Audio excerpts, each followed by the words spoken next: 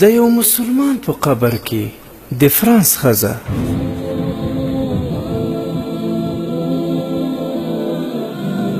وایي چې یو سړی په مدینه منوره کې مړ شو، نو هغه یې د مدینې منورې په قبرستان کې دفن کړو. داسې ویل کېږي چې دې قبرستان کې مړي ښخ کړي، نو تاریخ یې لیکي، او چې کله یې وخت پوره شي نو بیا په هغه قبر کې بل مړی ښخوي. کله چې خلکو یو قبر پرانیستو، ګوري چې ښځه پکې پرته ده، چې تاریخ او معلومات یې وکتل، نو خلکو وویل چې دلته خو موږ سړی ښخ کړی و، نو دا ښځه د کومه شوه؟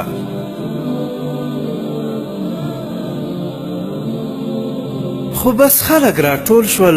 په دې کې یو سړي وویل چې دا ښځه خو زه پیژنم، دا خو د فرانس اوسیدونکې او کافره ده. خو بس ټولو خلکو ته تشویش پیدا شو. نو خلکو دې سړي ته وویل چې کله ته د حج څخه رخصت شوې، نو پوره معلومات وکړه چې دا ښځه کله مړه شوې او په کوم دین مړه شوې ده، او د هغې قبر هم په فرانسه کې خلاص کړئ. ته وګوره، داسې نه چې دا ښځه د فرانس څخه دلته راغلی وي او زموږ مسلمان هلته د دې قبر ته نه وي تللی. سړی چې لاړو، نو پوښتنه یې وکړه چې فلانکۍ ښځه څه شوه؟ خلکو ورته وویل چې هغه خو مړه شوه. د ترې پوښتنه وکړه چې په کوم دین مړه شوه؟ خلکو جواب ورکړو چې د اسلام په دین مړه شوه.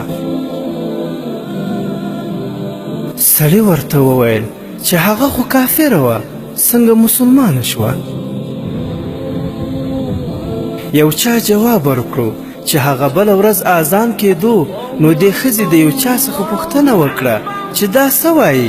نو یو مسلمان ورته وویل چې دا اذان دی او وایي چې الله جل جلاله لوی دی. ښځې جواب ورکړو چې ځمکه او کائنات یې دومره لوی دي، نو یقیني ده چې دا الله به هم لوی وي. او بل دا وایي چې محمد علیه السلام د الله جل جلاله رسول دی. نو ښځې وویل چې هر څوک یو استازی لري، خیر که د ده هم یو استازی و. او بل دا وایي چې الله یو دی او فقط هماغه د عبادت لایق دی. نو دې ښځې وویل چې رښتیا هم یو دی، ځکه که دوه وایي نو دا نظام به ګډوډ شوی و. بس کلمه یې وویله او مسلمانه شوه.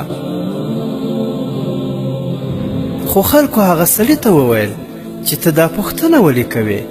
سړي جواب ورکړو چې زه حج ته تللی وم او دا ښځه مې د سعودي په قبرستان کې ولیدله.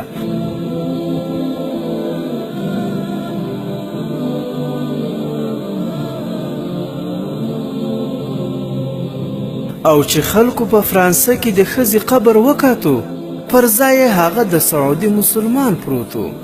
بس دا سړی واپس سعودي ته لاړو او خلکو ته یې پوره واقعه تېره کړه چې ستاسې مسلمان خو د کفارو په هدیره کې پروت دی، چې دا به څه علت لري. خلک لاړل او د مړي والا ښځې څخه یې پوښتنه وکړه چې ستا خاوند داسې کوم بد عمل درلودو چې د کفارو هدیرې ته الله جل جلاله انتقال کړی دی؟ ښځې وویل چې ها، زما خاوند دا یو بد عمل درلودو چې کله به یې ما سره جما یعنې کوروالی وکړ، نو ما به ورته وویل چې لاړ شه غسل وکړه، نو ده به ویل نعوذ بالله چې د کفارو څنګه ښه قانون دی، هیڅ غسل کول پکې نشته، او د کفارو څومره ښه قانون دی، دا په ولاړه تش بولې کول او په ولاړه خوراک کول. نو همدا یې علت دی چې الله جل جلاله د کفارو خواته بوتلو. عبرت. نبی علیه السلام فرمایي هر سړی به د قیامت په ورځ د هغه چا سره وي چې له چا سره یې مینه وي.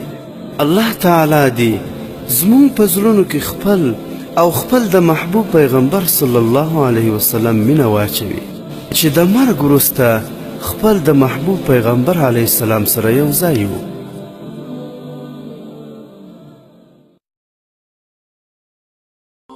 محترمو اوریدونکو د اسلامي او تاریخي عبرتناک کیسو لپاره زموږ د فیسبوک پاڼه حکایات مصنوي شریف د ثواب په خاطر در سره لایک او شیر کړئ.